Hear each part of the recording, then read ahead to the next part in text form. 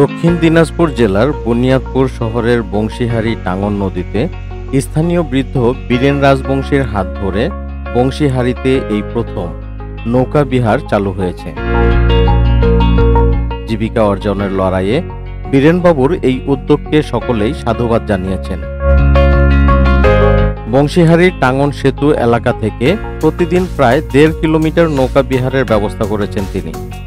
মাথাপিছু 50 টাকা করে নেওয়া হয় নৌকা ভ্রমণে, যা উপভোগ দেয় নৌকায় থাকা যাত্রীদের নদীর দুই ধারের থাকা প্রাকৃতিক মনোরম দৃশ্যের।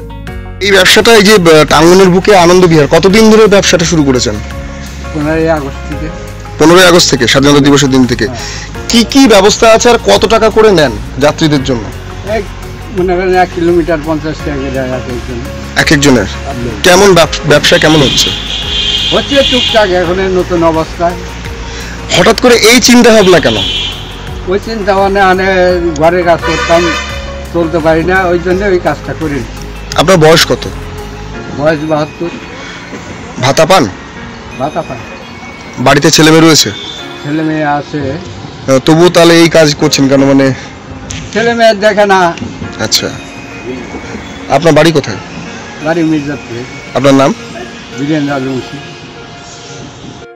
এবছর স্বাধীনতা দিবস থেকে তিনি এই নৌকা ভ্রমণের ব্যবস্থা শুরু করেছেন মাথাপিছু 50 টাকার বিনিময়ে। তিনি জানান, আমি আগে কাঠমিস্ত্রির কাজ করে সংসার চালাতাম, ছেলে মেয়ে তো কেউ দেখে না, তাই এখন বয়স হয়ে যাওয়ায় কাজ করতে পারি না।